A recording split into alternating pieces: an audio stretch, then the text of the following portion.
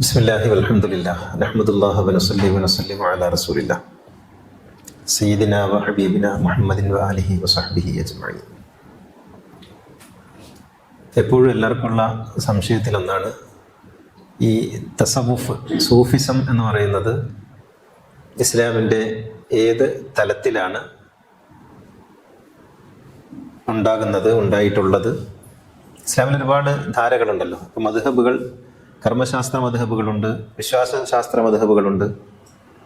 ഇങ്ങനെ വ്യത്യസ്തങ്ങളായ മദ്ഹബുകളിൽ ഒരു മദ്ഹബ് എന്നുള്ള നിലക്കാണ് സൂഫിസം.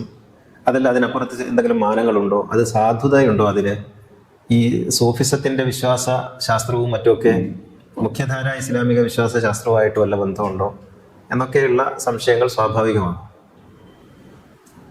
ഇപ്പോൾ കർമ്മശാസ്ത്രത്തിൽ നമുക്കറിയാം, അഹ്ലുസുന്നത്തിൽ തന്നെ ഏതാണ്ട് 7ഓളം മുഖ്യ മദ്ഹബുകളുണ്ട്. ഷാഫി, ഹനഫി, ഹംബലി, മാലിക്കി, അതുപോലെ നാഹിരി, പിന്നെ സൗരി, പിന്നെ ഇബാദി എന്നിങ്ങനെയുള്ള മദ്ഹബുകളുണ്ട്. ഷിഈകളിൽ തന്നെ സൈദി, ജാഫരി മദ്ഹബുകൾ വേറെ ഉണ്ട്. വിശ്വാസപരമായിട്ട് മാതുരീദി, അശ്അരി മദ്ഹബുകളുണ്ട്. ഇങ്ങനെ വ്യത്യസ്തങ്ങളായ മദ്ഹബുകൾ ഉണ്ട്. ഈ മദ്ഹബുകളൊക്കെ ഞാൻ മുമ്പ് ഒക്കെ ക്ലാസ്സിൽ പറഞ്ഞതുപോലെ വ്യത്യസ്തങ്ങളായ വീക്ഷണങ്ങൾ, വിരുദ്ധങ്ങളായ വീക്ഷണങ്ങളുള്ളവയാണ്. അതിൽ ഇപ്പോൾ തീർത്തും വിരുദ്ധമായ, നമ്മളിപ്പോൾ നായയുടെ ഉദാഹരണം എപ്പോഴും പറയാറുണ്ട്. നായയെ തൊട്ടാൽ കഴുകണമെന്ന് ഷാഫിയും, എന്നാൽ നായയെ തിന്നാമെന്ന് ഷാഫിയുടെ ഗുരുവായ മാലിക്കിയും പറയും. ഇങ്ങനെ വിരുദ്ധങ്ങൾ, തീർത്തും വിരുദ്ധങ്ങളായ രണ്ട് ധ്രുവങ്ങളിൽ നിൽക്കുന്ന അഭിപ്രായങ്ങളുള്ള മദ്ഹബുകളൊക്കെ ഒരേ അവസരത്തിൽ സാധുവാകുന്നു എന്നുള്ള ഫ്ലെക്സിബിലിറ്റിയും അതേസമയത്ത് ഒരു തരം സങ്കീർണതയും ഈ മതത്തിനകത്ത് നമുക്ക് കാണാൻ കഴിയും. അപ്പോൾ ഈ സൂഫിസത്തിന്റെ ഇടം ഏതാണ്? എന്താണ് സൂഫിസം എന്ന് പറയുന്നത്? ഇതൊന്ന് പരിശോധിക്കുന്നത് നന്നായിരിക്കും. പ്രത്യേകിച്ച് സൂഫിസത്തിന് വലിയ മാർക്കറ്റുള്ള ഒരു കാലത്താണ് നമ്മൾ ജീവിക്കുന്നത്. സൂഫിസം എന്ന് വെറുതെ പറഞ്ഞാൽ മതി എങ്കിൽ ആളുകൾ ഇങ്ങനെ ഓടിക്കൂടുകയും എന്നിട്ട് അത് എന്തൊക്കെയോ വലിയ വിപണന സാധ്യതകളിലേക്ക് എത്തിപ്പെടുകയും ചെയ്യുന്ന ഒരു സാഹചര്യം ഇപ്പോൾ ഉണ്ട്. പ്രത്യേകിച്ച് ഈ ഹിപ്പി സംസ്കാരത്തിന്റെ അവസാനം. ഹിപ്പി സംസ്കാരമാണ് നമ്മുടെ തൊട്ട് മുമ്പുണ്ടായിരുന്ന ഒരു അനാർക്കിസ്റ്റ് ഒരു സംസ്കൃതി എന്നൊക്കെ പറയാവുന്ന ഒരു ഹിപ്പി സംസ്കാരം ഉണ്ടായിരുന്നു. ഇപ്പൊ കഞ്ചാവ്, മയക്കുമരുന്ന്, അന്ന് കഞ്ചാവാണ് കാര്യമായിട്ട്. കഞ്ചാവ്, ഹഷീഷ്, ബ്രൗൺ ഷുഗർ ഒക്കെ ഉണ്ടായിരുന്ന ഒരു കാലത്ത്. ഇന്നത്തെ പോലെ ഈ കെമിക്കൽ പിന്നെ ലഹരിയൊക്കെ വരുന്നതിന് മുമ്പുള്ള ഒരു കാലത്ത് കഞ്ചാവ് പുകച്ച് ഇങ്ങനെ ഒരു പിരിയായി നടക്കുന്ന ഒരു തലമുറ ഉണ്ടായിരുന്നു. നമ്മുടെ തൊട്ട് മുമ്പുള്ള ഒരു തലമുറ ഹിപ്പികൾ.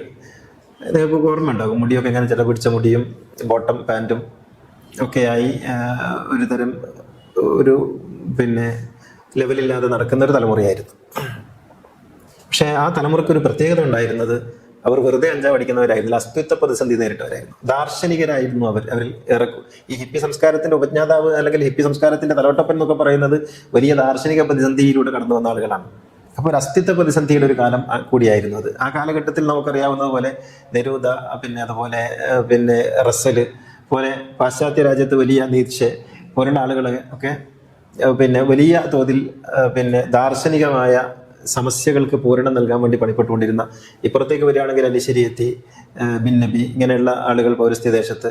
ഇന്ത്യയിലേക്ക് വരുമ്പോൾ ഇന്ത്യയിൽ നമുക്ക് 2-3 തലങ്ങളിൽ കാണാം. ജിദ്ദു കൃഷ്ണമൂർത്തിയുടെ ആള് ഒരു ഭാഗത്ത്, ഗാന്ധിജിയുടെ ഒരു പിന്നെ മുന്നേറ്റം വേറൊരു ഭാഗത്ത്, ഇങ്ങനെ തുടങ്ങിയ ഒരു വലിയ, കേരളത്തിലാണെങ്കിൽ നാരായണ ഗുരു ഉണ്ട്, അപ്പുറത്തിന് മണമഹർഷി, ഇങ്ങനെ ഒരു ദാർശനികരുടെ ഒരു കാലം കൂടിയായിരുന്നു അത്. പിന്നെ മൊത്തം അന്ന് ഇറങ്ങുന്ന പ്രസിദ്ധീകരണങ്ങളൊക്കെ ദാർശനിക പ്രധാനമായിരുന്നു, പുസ്തകങ്ങൾ ദാർശനിക പ്രധാനമായിരുന്നു, ചർച്ചകൾ, ക്യാമ്പസുകളൊക്കെ അങ്ങനെയായിരുന്നു. ഇപ്പൊ നമ്മുടെ കേരളത്തിൽ തന്നെ നോക്കിയാൽ ഏറ്റവും കൂടുതൽ ദാർശനികമായ തലങ്ങളിൽ കല ആവിഷ്കരിക്കപ്പെട്ടിട്ടുള്ളത് ആ സമയത്താണെന്ന് കാണാൻ പറ്റും. നോവലായാലും ഇപ്പോൾ വിജയന്റെ ഖസാക്കിന്റെ ഇതിഹാസം, ഗുരു, പ്രവാചകന്മാർ, പിന്നെ ഗുരുസാഗരം, പിന്നെ ബഷീറിന്റെ എഴുത്തുകൾ, ഇങ്ങനെയുള്ള ഒരു ദാർശനിക പ്രധാനമായ കലാരൂപങ്ങളൊക്കെ വന്നിട്ടുള്ളത് ആ കാലഘട്ടങ്ങളിലാണ്. പിന്നെ ആ മനുഷ്യന്റെ ചർച്ചകൾ, ക്യാമ്പസുകളിലൊക്കെ ചർച്ചകൾ അങ്ങനെയായിരുന്നു മൊത്തം. അപ്പോൾ ഈ ഹിപ്പി സംസ്കാരം ഒരു ഭാഗത്ത് ഒരു അനാർക്കിസ്റ്റ് ലൈഫ് സ്റ്റൈൽ, ഒരു അരാജകത്വപരമായിട്ടുള്ള ഒരു ജീവിത രീതി പിന്നെ കൊണ്ടുവരുന്നതിലൂടെ അവർ സമൂഹത്തോടുള്ള പ്രതിഷേധം അല്ലെങ്കിൽ വ്യവസ്ഥയോടുള്ള പ്രതിഷേധം രേഖപ്പെടുത്തുക എന്നുള്ള രീതി അവർ ഒന്ന് സ്വീകരിച്ചിരുന്നു. ശരിയല്ലാത്ത രീതിയാണ്. പക്ഷേ പിന്നെ അവർ ലോകത്ത് കുഴപ്പമുണ്ടാക്കാനൊന്നും പോയില്ല. പക്ഷെ അവർ ഒരു ചിട്ടക്കുള്ളിൽ, ഒരു ചിട്ടവട്ടത്തിനുള്ളിൽ, ഒരു ഫ്രെയിമിനുള്ളിൽ ജീവിക്കേണ്ടവരാണ് എന്ന് അവർ സ്വയം സമ്മതിച്ചു കൊടുക്കാതെ അങ്ങനെ അവർ ആരോടും ഒരു പ്രത്യേക ബാധ്യതകളൊന്നും ഇല്ലാത്ത ഒരു ജീവിത രീതി സ്വീകരിച്ച് മുന്നോട്ട് പോയി. പക്ഷേ അതിനധികം കാലം നിലനിൽക്കാൻ കഴിഞ്ഞില്ല. സ്വാഭാവികമായിട്ടും അത് നിലനിൽക്കാൻ കഴിഞ്ഞിരുന്നില്ല. അങ്ങനെയുള്ള ഒരു സ്വാഭാവികമായ ഒരു തകർച്ച ഹിപ്പി സംസ്കാരത്തിനുണ്ടാവുന്നു. പിന്നെ വേറെ അതിന് ഒരു ആകർഷണീയമായ ഒരു തലമൊന്നും ഉണ്ടായിരുന്നില്ലല്ലോ. അങ്ങനെ അത് തകർന്നതിന് ശേഷം പിന്നീട് നമുക്ക് ലോകത്ത് കാണാൻ കഴിയുന്നത് രണ്ട് വഴികളിലേക്ക് മനുഷ്യ സമൂഹം, പ്രത്യേകിച്ച് യുവത, നീങ്ങുന്നതാണ് നമുക്ക് കാണാൻ കഴിയുന്നത്. ഒന്ന്, തികഞ്ഞ മതവിരുദ്ധത. അതായത് എത്തിസം എന്നതിന് പറയാൻ കഴിയില്ല, ഒരു ആന്റി റിലീജിയൻ മൈൻഡിലേക്കാണ്. എത്തിസം എന്ന് പറയുന്നത് വേറെ ഒരു സംഗതിയാണ്. എത്തിസത്തിലേക്കല്ല പോകുന്ന ഒരു ആന്റി റിലീജിയൻ ആയിട്ടുള്ള ഒരു തലം ലോകത്ത് രൂപപ്പെട്ടു വന്നു. അങ്ങനെയാണ് നമുക്ക് യൂറോപ്പിലൊക്കെ മതം മുമ്പേ കൈയൊഴിഞ്ഞു പോകുന്നുണ്ട്. അതോടൊപ്പം ഇതിന്റെ പാരമ്യതയിൽ കംപ്ലീറ്റ് മതവിരോധം ഉണ്ടായി. മുസ്ലിങ്ങളിലും ക്രിസ്തുമതത്തിലും ഒക്കെ ഉണ്ടായി. മറുഭാഗത്ത് സംഭവിക്കുന്നത് മനുഷ്യൻ ആത്മീയമായ ഒരു വഴിയിലേക്ക് ഭീകരമായ തോതിൽ ഒരു പ്രവാഹമുണ്ടായി. ആത്മീയത എവിടെ? അവർക്ക് ഹിപ്പി സംസ്കാരം എടുത്തു, അനാർക്കിസം എടുത്തു. അതിന് പകരം വെക്കാൻ എന്താണുള്ളത് എന്നുള്ള ഒരു അന്വേഷണത്തിൽ ലോകത്തിന്റെ മുഴുവൻ ശ്രദ്ധ പൗരസ്ത്യദേശത്തേക്ക് വന്നു. ഇന്ത്യയിലേക്ക്, അറേബ്യയിലേക്കൊക്കെ വന്നു. ഈ ഒരു ഘട്ടത്തിലാണ് ഇസ്ലാമിലെ സൂഫിസം വലിയ തോതിൽ ചർച്ചയാകുന്നത്. ലോകത്തെ ഇക്കഴിഞ്ഞ ഒരു 20 വർഷങ്ങൾക്കകം ലോകത്തിറങ്ങിയിട്ടുള്ള ഏറ്റവും മികച്ച ബെസ്റ്റ് സെല്ലറുകളൊക്കെ സൂഫി പുസ്തകങ്ങളാണ്. നിങ്ങൾ പറഞ്ഞാൽ വിശ്വസിക്കുമെന്നറിയില്ല. റൂമിയുടെ മസ്നവി, ആ മസ്നവിയുടെ ചില ഖണ്ഡങ്ങൾ, റൂമിയെ അധികരിച്ചുള്ള പുസ്തകങ്ങൾ, ആയിരക്കണക്കിന് പുസ്തകങ്ങളാണ് സൂഫിസവുമായി ബന്ധപ്പെട്ട് ലോകത്ത് ഇറങ്ങിക്കൊണ്ടേയിരുന്നത് ഉണ്ടാവുകയും സൂഫിസത്തിലേക്കുള്ള ഒരു ഒഴുക്ക് സംഭവിക്കുകയും ചെയ്തു. ഇപ്പോഴും സൂഫി എന്ന വാക്ക് വളരെ ആകർഷണീയമായ ഒന്നായിട്ട്, ഒരു ലിബറൽ നാമമായിട്ടാണ് അത് സ്വീകരിക്കപ്പെടുന്നത്, ഒരു മതനാമം. ഇപ്പൊ റൂമി എന്നൊക്കെ പറയുന്നത് ഒരു റിലീജിയസ് ഫിഗർ അല്ല, മറിച്ച് അതൊരു ഒരു സോക്രട്ടീസിനെ പോലെ ലോകത്ത് പൊതുവായ സ്വീകാര്യതയുള്ള ഒരു വ്യക്തിയായി രൂപപ്പെട്ട് വന്നിട്ടുണ്ട്. അത് ഇക്കാരണം കൊണ്ടാണ്. ഇത് എത്ര കാലം ഇതിന് നിലനിൽപ്പുണ്ട് എന്ന് നമുക്ക് ചോദിച്ചാൽ, നമ്മൾ ഈ ചരിത്രത്തെ നമ്മൾ പഠിക്കുകയും സമൂഹത്തെ നിരീക്ഷിക്കുകയും ചെയ്യുമ്പോൾ നമുക്ക് മനസ്സിലാക്കാൻ കഴിയും കൂടുതലൊന്നും ആയുസില്ലാത്ത ഒരു ട്രെൻഡാണ് എന്ന് നമുക്ക് മനസ്സിലാക്കാൻ കഴിയും. പക്ഷേ ഈ ട്രെൻഡ് ശുഭകരമായ ഒരു സൂചന നമുക്ക് നൽകുന്നത് എന്തെന്നാൽ മനുഷ്യന്റെ യാത്ര താഴോട്ടല്ല എന്നുള്ളതാണ്. മനുഷ്യന്റെ യാത്ര അത് മുകളിലോട്ട് തന്നെയാണ് ആ യാത്ര സംഭവിക്കുന്നത്. അപ്പോൾ ഞാൻ പറഞ്ഞു വരുന്നത്, ഈ ഒരു പ്രത്യേക പശ്ചാത്തലത്തിൽ തസവുഫിനെ കുറിച്ചും സൂഫിസത്തെ കുറിച്ചൊക്കെ നമ്മൾ പ്രത്യേക ചർച്ച ചെയ്യുന്നതിന് പ്രസക്തിയും പ്രാധാന്യവും ഉണ്ടെന്നാണ് ഞാൻ പറഞ്ഞു വരുന്നത്. ഈ സൂഫിസം എന്ന് പറയുന്ന ഒരു ഇസം, നമ്മൾ ഏതൊന്നിനെയും ഇസത്തിലേക്ക് ചേർത്തി പറയുമ്പോൾ ഒരു രസമുണ്ട് പറയുന്നതിന്. പക്ഷെ ഒരു ഇസം രൂപപ്പെടുന്നത് ഇങ്ങനെയുള്ള ഒരു സബ്ബായിട്ടുള്ള ഒരു തലത്തിലല്ല.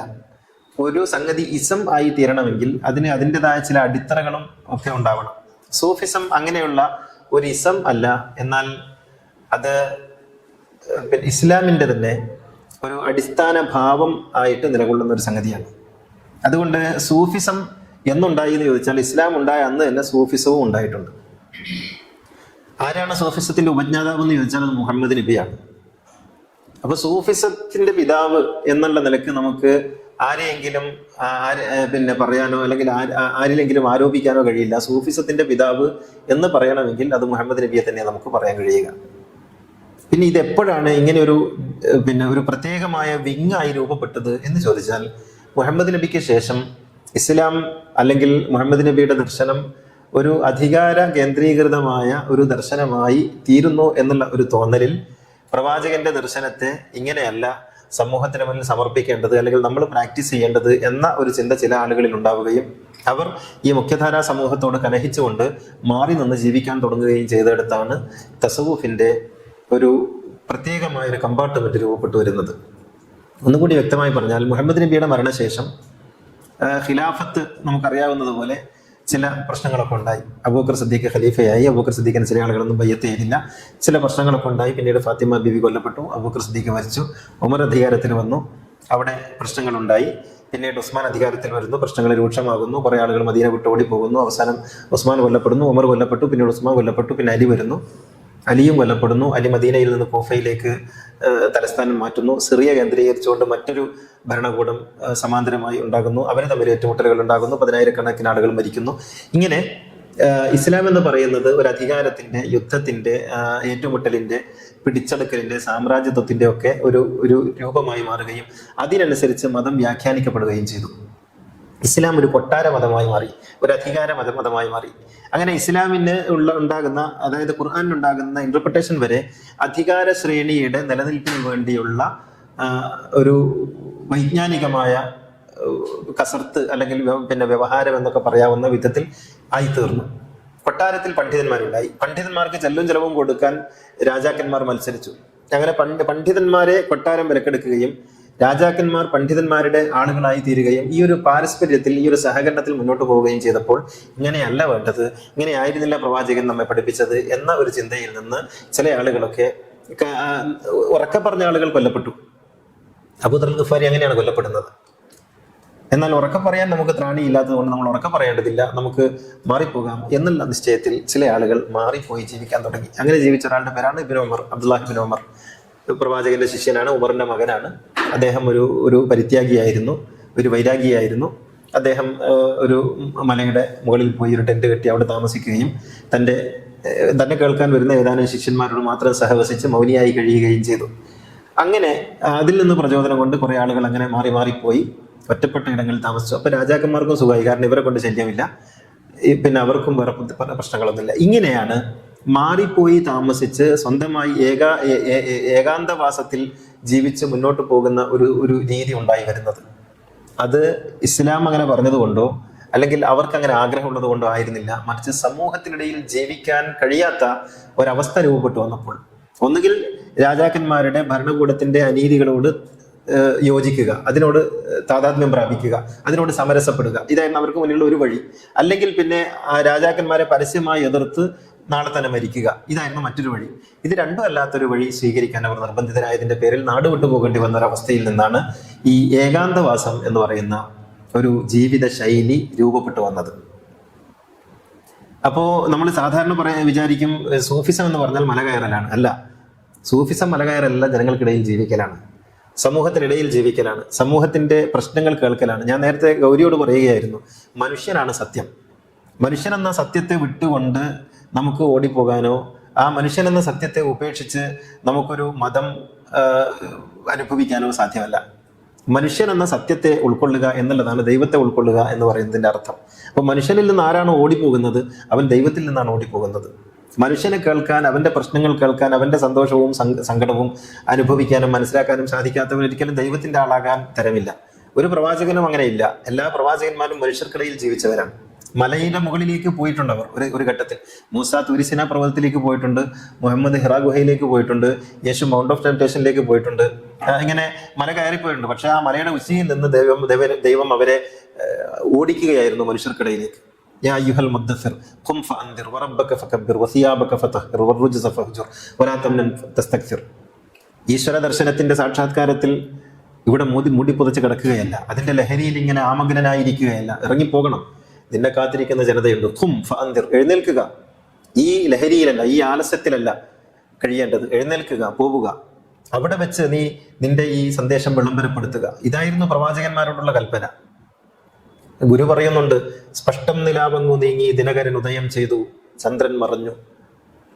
എനിക്ക് എല്ലാം വെളിവായി. സ്പഷ്ടം നിലാവങ്ങു നീങ്ങി, എൻ്റെ എല്ലാ അവ്യക്തതകളും നീങ്ങി. പിന്നെ ദിനകരൻ ഉദയം ചെയ്തു, സൂര്യൻ ഉദിച്ചതുപോലുള്ള അനുഭവം ഉണ്ടായി. എനിക്ക് കാര്യം കൃത്യമായി മനസ്സിലാക്കി. പക്ഷേ ആ ആനന്ദലഹരി പിന്നെയാട്ടെ, ദീനം പിടിച്ചോ മധുരയത് കുടിച്ചോ, കിടക്കുന്ന മനുഷ്യർ കുത്തിഷ്ടോത്തിഷ്ടം നന്മ വരുത്തുന്നതിന് വേണ്ടി പോകാൻ കാലമായി ഇതിപ്പോൾ എന്ന് ഗുരു പറയുന്നുണ്ട്. അപ്പോൾ ഈ ഒരു ആലസ്യത്തിൽ കിടക്കുന്ന പ്രവാചകന്മാരെ തട്ടി ഉണർത്തി സമൂഹത്തിലേക്ക് ഇറക്കി വിടുകയായിരുന്നു പിന്നെ പടച്ചോൻ ചെയ്തത്.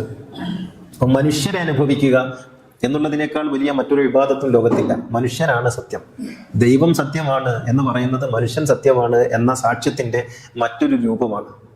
മനുഷ്യനില്ലാത്തൊരു ദൈവമില്ല, മനുഷ്യനെ കാണാത്തൊരു മതവും ഇല്ല, ഉണ്ടാകാൻ പാടില്ല. അപ്പോൾ ഈ സൂഫിസം എന്ന് പറയുന്നത് മലകയറി പോക്കോ അല്ലെങ്കിൽ എവിടെയെങ്കിലും ഏകാന്തമായി ഇരിക്കലോ ഒന്നുമല്ല. അങ്ങനെ പോയിട്ടുണ്ട്, അത് നേരാണ്. പക്ഷേ അവർക്ക് മറ്റൊരു രീതിയിൽ സമൂഹമധ്യേ ജീവിക്കാൻ ആവതില്ലാത്തത് കൊണ്ട്, കഴിയാത്തത് കൊണ്ട് പോയതാണ്. ഇപ്പൊ ഖുർആൻ അൽ കഹ്ഫിൽ ഈ ഗുഹാവാസികളായ ഏതാനും യുവാക്കൾ നാടുവിട്ടുപോയ സന്ദർഭം പറയുന്നുണ്ട്. അത് ഇതേ സന്ദർഭമാണ്. അവർക്ക് നാട്ടിൽ നിൽക്കാൻ കഴിയുന്നില്ല. ഒന്നുകിൽ രാജാവിന്റെ അനീതിയോട് താതാത്മ്യപ്പെടണം, അല്ലെങ്കിൽ പിന്നെ രാജാവിനെ എതിർത്ത് മരണം വരിക്കണം. ഇത് രണ്ടും സാധിക്കാത്ത ഒരു സന്ദർഭത്തിലാണ് പിന്നെ ഈ യുവാക്കൾ നാട് വിട്ടോടി പോകുന്നതും ഗുഹയിൽ അഭയം തേടുന്നതും. ഇത് മാത്രമാണ് നമുക്ക് പിന്നെ പോകാനുള്ള ഒരു ജനങ്ങളിൽ നിന്ന് മാറി നിൽക്കാനുള്ള ഒരേ ഒരു കാരണമായിട്ട് ഖുർആൻ ചൂണ്ടിക്കാണിക്കുന്നത്. അപ്പോൾ സൂഫിസത്തിന്റെ ആദ്യകാലക്കാർ ഇങ്ങനെ മല കയറിപ്പോയത് ഇക്കാരണം കൊണ്ടാണ് എന്ന് നമ്മൾ അറിയണം. അങ്ങനെ അവർ അപ്പൊ അല്ലാതെ ഏകാന്തവാസം എന്ന് പറയുന്ന ഒരു വാസമില്ല. മനുഷ്യനെ പഠിച്ചാൽ അങ്ങനെ പഠിച്ചിട്ടില്ല. ഏകാന്തവാസം, മനുഷ്യരിൽ നിന്ന് ഒറ്റപ്പെട്ട് നമുക്ക് എവിടെയെങ്കിലും പോയിട്ട് അങ്ങ് ജീവിച്ചു കളയാം എന്ന് പറയുന്ന ഒരു ഏകാന്തവാസമില്ല. അതുകൊണ്ടാണ് സന്യാസം എന്ന് പറയുന്ന ഒരു കോൺസെപ്റ്റ് നമ്മുടെ ഭാരതീയ ജ്ഞാന പാരമ്പര്യം സന്യാസത്തിന് പിന്നെ വാനപ്രസ്ഥം എന്നൊരർത്ഥം നൽകി. വാനപ്രസ്ഥം വേറെയാണ്, സന്യാസം വേറെയാണ്. പക്ഷെ സന്യാസി വാനപ്രസ്ഥം സ്വീകരിച്ചവനായിരിക്കണം എന്ന് പറയുന്ന ഒരു തലം രൂപപ്പെട്ടു വന്നു. സന്യാസം എന്ന് പറഞ്ഞാൽ ഏതോ മലയുടെ മുകളിൽ പോയിരുന്ന ഒറ്റക്കാലിൽ നിന്ന് തപസ് ചെയ്യലാണ് എന്ന് വിചാരിച്ചു. താപസി വേറെയാണ്, സന്യാസി വേറെയാണ്. സന്യാസത്തിന് ഗുരു നൽകിയിട്ടുള്ള ഏറ്റവും മനോഹരമായ ഒരു നിർവചനം സന്യാസം പരോപകാരാർത്ഥം എന്നാണ്. സന്യാസം പരോപകാരാർത്ഥം. ഇത് ഒരുപക്ഷെ ഭാരതീയ ജ്ഞാന പാരമ്പര്യം ഇത്രയും മനോഹരമായി സന്യാസത്തെ നിർവചിച്ചിട്ടില്ല എന്ന് ഞാൻ വിചാരിക്കുന്നത്. അത് പരോപകാരാർത്ഥമാണ്, മനുഷ്യന് ഉപകാരം ചെയ്യലാണ് സന്യാസം. അതുകൊണ്ട് ഗുരുവിന്റെ ഒരു ശിഷ്യനും, നാരായണ ഗുരുവിന്റെ ശിഷ്യ പരമ്പരയിലെ ഒരു സന്യാസിയും മല കയറി പോയിട്ടില്ല. മല കയറി പോകുന്നവൻ ഇറക്കി വിട്ട് താഴേക്ക് വരാനാണ് ഗുരു പറഞ്ഞിട്ടുള്ളത്. ഇപ്പൊ ബോധാനന്ദ സ്വാമി ഗുരുവിന്റെ പ്രഥമ ശിഷ്യനാണ്. ബോധാനന്ദ സ്വാമി ആയത്, സന്യാസി ആയത് നാരായണ ഗുരു സന്യാസം കൊടുത്തിട്ടല്ല. അദ്ദേഹം ഉത്തരേന്ത്യയിൽ നിന്ന് സന്യാസം സ്വീകരിച്ച് വന്നതാണ്. മനുഷ്യനെ മറന്നുകൊണ്ടുള്ള ഒരു സൂഫിസത്തെ ഇസ്ലാം എവിടെയും പഠിപ്പിക്കുന്നില്ല. മനുഷ്യനോടൊപ്പം ചേർന്ന് നിന്നുകൊണ്ടുള്ള. അതുകൊണ്ട് ഏറ്റവും വലിയ സന്യാസി ആരാണെന്ന് ചോദിച്ചാൽ നിസ്സംശയം നമുക്ക് പറയാൻ കഴിയുന്നത് അത് പിൽക്കാലത്ത് ഒരു മദർ തെരേസയാണ് എന്നുള്ളതാണ്. മദർ തെരേസയോളം മനുഷ്യനെ മനസ്സിലാക്കാൻ കഴിഞ്ഞ മറ്റൊരു സൂഫി ഇല്ല. അപ്പം മനുഷ്യനെ മനസ്സിലാക്കാൻ കഴിയുന്നിടത്താണ് ഒരാളുടെ സൂഫിസത്തിന്റെ നിറവ് ഉണ്ടാകുന്നത് എന്നർത്ഥം. അപ്പോ ഈ പിന്നെ മല കയറിപ്പോയ ആളുകളുടെ ശിഷ്യന്മാരാണ് പിൽക്കാലത്ത് സൂഫി ധാരയുടെ ആളുകളായി നിർവചിക്കപ്പെടുന്നത്. അവിടെയാണ് പിന്നെ ഹസൻ ബസരിയാണ് സൂഫിസത്തിന്റെ ഒന്നാം നിരയിലെ ഏറ്റവും പ്രമുഖനായി നമ്മളൊക്കെ മനസ്സിലാക്കുന്നത്. ഹസൻ ബസരി എന്ന് പറയുന്നത് ഇബ്നു ഉമറിന്റെ ശിഷ്യനാണ്. അവിടുന്ന് അതാണ് ആ ധാര, ഇബ്നു ഉമറിന്റെ ശിഷ്യനാണ്. പിന്നെ നമുക്ക് കാണുന്നത് ഖൈസ് ബിൻ അംറാണ്. ഖൈസ് ബിൻ അംർ എന്ന് പറയുന്ന അലി ബിൻ അബി താലിബിന്റെ ശിഷ്യനാണ്. അലി ബിൻ അബി താലിബിൽ നിന്ന് നേർക്ക് നേരെ പാഠങ്ങൾ പഠിച്ച അദ്ദേഹം പ്രവാചകന്റെ കാലത്തുള്ള ആളായിരുന്നു. പക്ഷെ പ്രവാചകനെ കണ്ടിട്ടില്ല. ഇങ്ങനെ ഇവരാണ് ഒന്നാം നിരക്കാർ. അതോടൊപ്പം ഉള്ള ഒരു സ്ത്രീ സാന്നിധ്യമാണ് റാബിയ എന്ന് പറയുന്ന, റാബിയ ബസ്രി എന്നോ റാബിയത്തിൽ പിന്നെ റാബിയ മിസ്രിയ എന്നൊക്കെ പറയുന്ന ആള്. അപ്പോൾ ഈ റാബിയ ബസ്രി എന്ന് പറയുന്ന സ്ത്രീ പിന്നെ ഹസൻ ബസരി അബ്ദുല്ലാഹിബിൻ ഉമറിന്റെ ഒക്കെ ശിഷ്യനാണെങ്കിലും ഹസൻ ബസരി പിന്നെ തൻ്റെ ഗുരുവായിട്ട് മനസ്സാ സ്വീകരിച്ചത് റാബിയയാണ്. ഒരു സ്ത്രീയെ ഗുരുവായിട്ട് സ്വീകരിക്കുന്ന ഒരു പാരമ്പര്യം സൂഫിസത്തിലാണ് ആദ്യമായിട്ട് സംഭവിക്കുന്നത്. ആയിഷ ഗുരുവായിരുന്നു പലർക്കും. പക്ഷെ ആയിഷ ഗുരുവായിരുന്നപ്പോഴും അവിടെ ഒരു ഗുരുശിഷ്യ പാരസ്പര്യം രൂപപ്പെട്ടില്ല. ഇപ്പോൾ ആയിഷയുടെ കൂടെ ഇരുന്നിട്ട് ധാരാളം പുരുഷന്മാരൊക്കെ പഠിച്ചിട്ടുണ്ട്. പക്ഷെ ഇമാമത്ത് നിൽക്കുമ്പോൾ ആയിഷ ബേക്കിലും ഈ പുരുഷന്മാർ മുന്നിലും കയറി നിൽക്കുന്ന ഏർപ്പാടും ചിലയിടത്തൊക്കെ കാണാം. ചിലയിടത്ത് ആയിഷ ഖുത്ബയൊക്കെ നിർവഹിച്ചിട്ടുണ്ട്. പക്ഷേ പലപ്പോഴും ആയിഷ പറയിൽ അതേ സ്ഥാനത്ത് റാബിയയുടെ അങ്ങനെയല്ല. റാബിയയുടെ 10 മടങ്ങ് ശ്രേഷ്ഠനായ അല്ലെങ്കിൽ അറിവുള്ള ഹസൻ ബസരി റാബിയയുടെ മുന്നിൽ പോയി നിലത്തിരിക്കുകയും നിസ്കാരത്തിന്റെ സമയമാകുമ്പോൾ റാബിയയുടെ പിറകിൽ നിന്ന് നിസ്കരിക്കുകയും ചെയ്തു. അവിടെ ഹസൻ ബസരി പറയാറുള്ള ഒരു സംഗതി, അവർ ആണാണോ പെണ്ണാണോ എന്ന് എനിക്ക് അറിഞ്ഞൂടാ, എനിക്കൊരു കാര്യം മാത്രം അറിയാം, അവർ മലക്കുകളെക്കാൾ മീതയാണ്. ഇത് പിന്നെ എല്ലാ ഫിഖ്ഹും തകർന്നു പോകുന്ന ഒരു മനോഭാവത്തിന്റെ പേരാണ് സൂഫിസം എന്ന് നമ്മൾ പറയുന്നത്. കൊണ്ടാണ് ആ നിൽക്കുന്നത് ആണാണോ പെണ്ണാണോ എന്ന് എനിക്കറിയില്ല. ഒരു കാര്യം എനിക്കറിയാം, അവർ മാലാഖമാർക്ക് മുകളിലാണ്. ജിബ്രീൽ വന്നാൽ പോലും അവരുടെ പിറകിലേ നിസ്കരിക്കുള്ളൂ. ഈ ഒരു അറിവിന്റെ പേരാണ് തസവുഫ് എന്ന് പറയുന്നത്. അവിടെ ഫിഖ്ഹ് നഷ്ടപ്പെട്ടു പോവുകയാണ്. ആയിഷ ബീവി പ്രവാചക ശിഷ്യ എന്നുള്ള നിലക്ക് അത്യുന്നതമായ പദവിയിലാണെങ്കിൽ പോലും ആയിഷ ബീവി പിന്നെ നിസ്കാരത്തിന്റെ സമയമാകുമ്പോൾ ചിലപ്പോഴൊക്കെ മുമ്പിൽ നിന്നിട്ടുണ്ടെങ്കിൽ പോലും ചിലപ്പോഴൊക്കെ പിറകിലും നിന്നിട്ടുണ്ട്. കാരണം അവിടെ ഒരു ഗുരുശിഷ്യ പാരസ്പര്യം രൂപപ്പെട്ടിരുന്നില്ല. അവിടെ രൂപപ്പെട്ടിരുന്നത് പലപ്പോഴും കർമ്മശാസ്ത്രമായിരുന്നു. ഇതാണ് റാബിയയും ആയിഷയും തമ്മിലുള്ള വ്യത്യാസം എന്ന് പറയുന്നത്. അപ്പോ ആയിഷ ബീവിക്ക് തന്നെ മുന്നിലുള്ള ശിഷ്യന്മാർക്ക് ഈ ഒരു നിറവുണ്ടാക്കി കൊടുക്കാൻ സാധിച്ചിരുന്നില്ല. ഒരുപക്ഷെ അവർ ഏർപ്പെട്ടിരുന്ന വ്യാവഹാരികതയുടെ ആഴം കൊണ്ടുകൂടിയാകാം അത്. ആയിഷ ഒരു അധ്യാത്മ പ്രഭാവമുള്ള ഒരു വനിത മാത്രമായിരുന്നില്ല, ഒരു പൊളിറ്റിക്കൽ ഫിഗർ കൂടിയായിരുന്നു. ആ ഒരു വ്യത്യാസമുണ്ട്. ഒരു പൊളിറ്റിക്കൽ ഫിഗറിന് എവിടം വരെ അധ്യാത്മ മേഖലയിലേക്ക് പോകാമെന്ന് ചോദിച്ചാൽ യോഗി ആദിത്യനാഥിന് എവിടം വരെ പോകാൻ കഴിയും എന്ന് നമുക്കിപ്പോൾ ചോദിക്കാം. യോഗി ആദിത്യനാഥ് ഒരു സന്യാസിയാണ്. ഒരു സന്യാസിക്ക് എവിടം വരെ പോകാം, ആ പോകാൻ പറ്റുന്ന വഴിയിലേക്ക് എല്ലാം യോഗി ആദിത്യനാഥിന് കയറാൻ കഴിയുമോ എന്ന് ചോദിച്ചാൽ ഒരിക്കലും കഴിയില്ല. കാരണം സന്യാസിയുടെയും പൊളിറ്റീഷ്യന്റെയും വഴികൾ വ്യത്യസ്തമാണ്.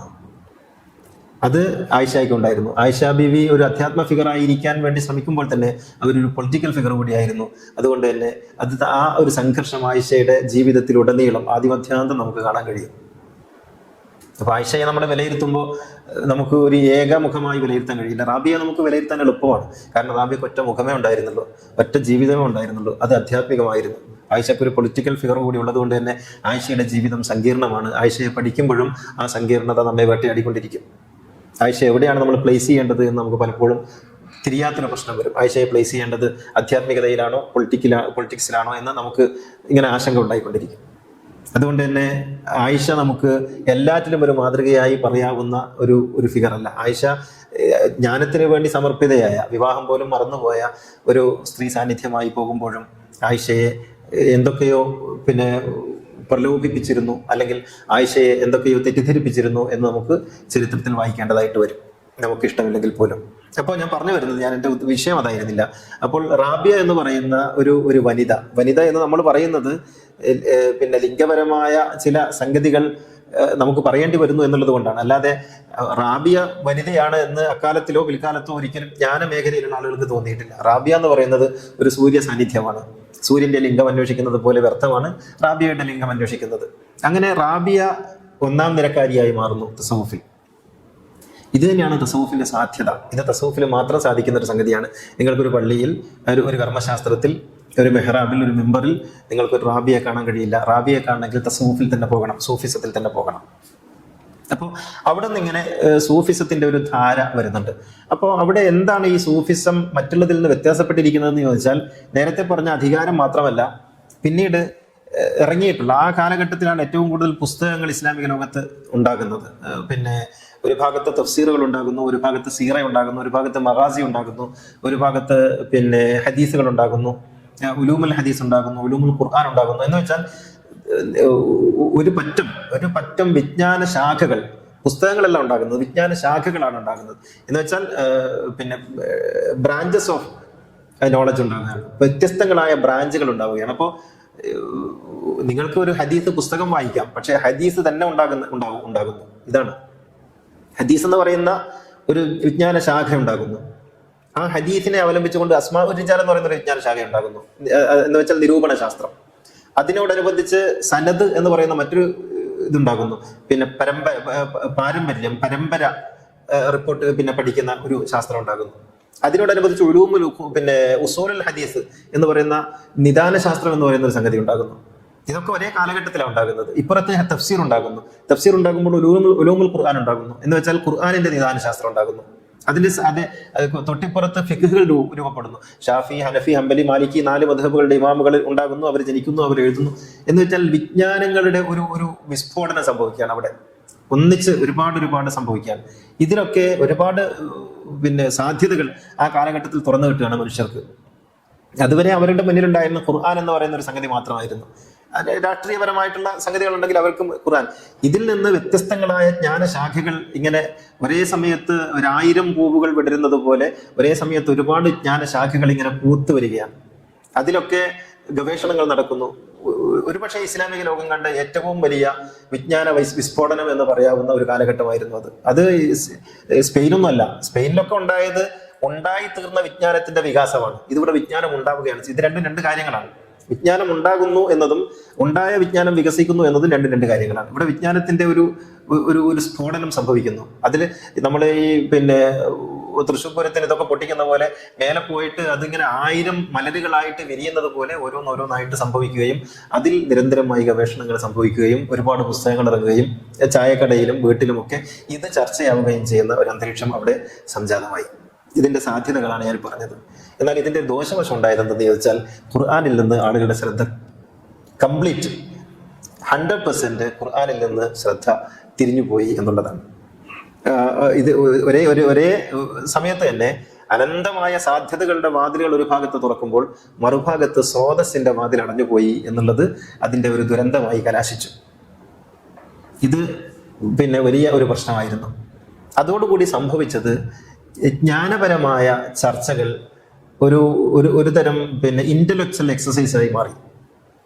ആത്മീയമായ സാന്നിധ്യമില്ലാത്ത ഇന്റലക്ച്വൽ എക്സസൈസായി മാറി. വിദ്വാൻമാരുടെ സദസ്സുകൾ രൂപപ്പെട്ടു. അവിടെ ഇങ്ങനെ തർക്കങ്ങളുണ്ടായി, വാദപ്രതിവാദങ്ങളുണ്ടായി. അത് കേട്ട് രസിക്കാൻ രാജാക്കന്മാരുണ്ടായി, കുബേരന്മാരുണ്ടായി, ജയിക്കുന്നവർക്ക് സമ്മാനങ്ങൾ കൊടുത്തു. അങ്ങനെ കൂടുതൽ കൂടുതൽ തർക്കങ്ങളുണ്ടായി. അങ്ങനെ അറേബ്യൻ മരുഭൂമി മുഴുവനും വിദ്വാൻമാരുടെ താർക്കിക സദസ്സുകളാൽ സമ്പന്നമായി.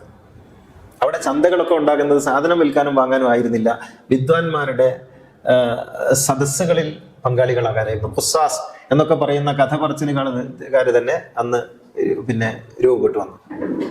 അപ്പോ രണ്ട് വശങ്ങൾ ഒരേപോലെ. ഇത് രണ്ടും ഞാൻ പറയുന്നത് ഇതിന്റെ ശരിതെറ്റുകൾ അല്ലെങ്കിൽ നന്മ തിന്മകൾ, ഇതിന്റെ സാധ്യതകളും ദൗർബല്യങ്ങളും ഒരേ സമയത്ത് എങ്ങനെയൊക്കെ ഉണ്ടായി എന്ന് മനസ്സിലാക്കേണ്ടതുണ്ട്. നമ്മൾ ഒന്നിന്റെ നെഗറ്റീവ് മാത്രം അല്ലെങ്കിൽ അതിന്റെ പോസിറ്റീവ് മാത്രം കേട്ടുപോയാൽ പോരാ, രണ്ടും കൂടി ഒരുപോലെ മനസ്സിലാക്കുമ്പോഴേ ഇതിന്റെ സാധ്യതകളെ കുറിച്ച് അറിയാവൂ. അങ്ങനെ ഒരേ സമയത്ത് വൈജ്ഞാനികമായ വിസ്ഫോടനം സംഭവിക്കുകയും അതേ സമയത്ത് തന്നെ ഇതിന്റെ സ്രോതസ്സിന്റെ വാതിലടഞ്ഞു പോവുകയും, അങ്ങനെ ഇപ്പൊ നമ്മൾ സംസമിനെ കുറിച്ചൊക്കെ പറയുന്നത് പോലെ ശുദ്ധീകരിച്ച വെള്ളം ഇറക്കുമതി ചെയ്യേണ്ടി വരുന്ന അതിന്റെ മൂല സ്രോതസ് അടഞ്ഞു പോയ ഒരവസ്ഥ ഉണ്ടാവുകയും ചെയ്തു. അങ്ങനെ വന്നപ്പോഴാണ് എന്താണ് ഇനി വഴി എന്ന് ഈ റാബിയ ബസരിയെ പോലുള്ള ആളുകൾ ചിന്തിക്കുന്നത്. ഇതിനെന്താണ് വഴി? ആളുകളൊക്കെ ഒരുതരം ലഹരിയിലാണ്, വൈജ്ഞാനികമായ ലഹരിയിലാണ്. അപ്പൊ അവര് ഇങ്ങനെ പലതിന്റെയും പുറകെ പോവുകയാണ്. വീട്ടിൽ നിന്നൊരു ഒരു കുട്ടി 8 വയസ്സ് 9 വയസ്സാകുമ്പോഴേക്ക് ആ കുട്ടി ഈ ജ്ഞാന വഴിയിലേക്ക് പോവുകയാണ്. അന്ന് പണ്ഡിതനല്ലാത്ത ഒരു സാധാരണക്കാരൻ ഉണ്ടായിരുന്നില്ല. ഈ താബികളുടെ കാലഘട്ടത്തെ കുറിച്ച് പറയുന്നത്, നിങ്ങൾക്ക് ഒരു സാധാരണക്കാരനെ കാണണമെങ്കിൽ നിങ്ങൾ ആയിരക്കണക്കിന് കാതം സഞ്ചരിക്കണം. ഒരു സാധാരണക്കാരനെ കാണാൻ പറ്റുമായിരുന്നില്ല. കണ്ടുമുട്ടുന്നവരൊക്കെ പണ്ഡിതന്മാർ എല്ലാവരും ഇങ്ങനെ. കാരണം വൈകുന്നേരങ്ങളിലൊക്കെ തെരുവിലേക്ക് ഇറങ്ങിയാൽ വിജ്ഞൽ സദസ്സുകളാണ്. അവിടങ്ങളിലൊക്കെ ആളുകൾ ഇങ്ങനെ വന്നിരിക്കുന്നു, ചർച്ച ചെയ്യുന്നു, ഇങ്ങനെ എല്ലാവരും വിദ്വാൻമാരായിത്തീരുന്നു.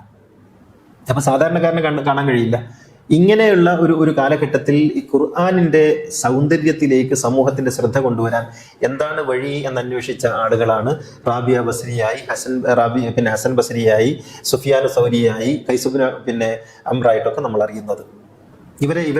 ഇവരൊക്കെയാണ് പിൽക്കാലത്ത് സൂഫി ഗുരുക്കന്മാരെന്നോ അല്ലെങ്കിൽ സൂഫിസത്തിന്റെ ആദ്യകാലക്കാരെന്നോ ഒന്നാം നിരക്കാരെന്നോ പിൽക്കാലത്ത് അറിയപ്പെടുന്നത് ഇവരാണ്. അപ്പോ ഖുർആനിൽ നിന്ന് മനുഷ്യന്റെ ശ്രദ്ധ അകന്നു പോവുകയും എന്നിട്ട് ഈ ജ്ഞാനശാസ്ത്രങ്ങളിലേക്ക് അവരുടെ ശ്രദ്ധ തിരിയുകയും ചെയ്തപ്പോൾ ഖുർആനാണ് നമ്മുടെ അടിസ്ഥാനം എന്ന ഒരു ഓർമ്മപ്പെടുത്തലിലേക്കാണ് ഇവർ നയിക്കപ്പെട്ടത്. പക്ഷെ ഇവർ ഭരണകൂടത്തെ വെല്ലുവിളിച്ചൊന്നുമില്ല. അവിടെയായിരുന്നു തസവുഫിന്റെ ആദ്യകാലത്തുള്ള വിജയം എന്ന് പറയുന്നത്. തസവുഫ് ഒരു തൂവൽ സ്പർശം പോലെ, ഒരു ഇളം തെന്നൽ പോലെ, ഒരു ഓടക്കുഴൽ വാദ്യം പോലെ സമൂഹത്തിന്റെ കേൾവിയെ ത്വരിതപ്പെടുത്താൻ ആണ് അവർ ശ്രമിച്ചത്. ഒരിക്കലും പ്രകോപിപ്പിച്ചില്ല. അവർ ഭരണകൂടത്തെ വെല്ലുവിളിച്ചില്ല. അവർ ആരോടും ഏറ്റുമുട്ടിയില്ല.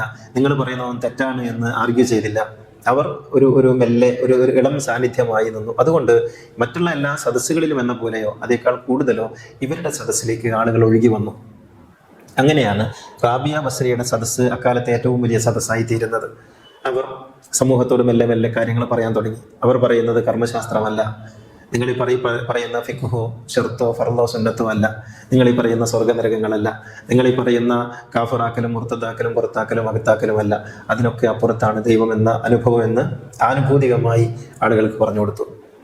അതുകൊണ്ട് അവർ പറഞ്ഞു, എനിക്ക് സ്വർഗം കാണിച്ചു തരൂ, ഞാനതിന് തീ കൊടുത്തിട്ടെ.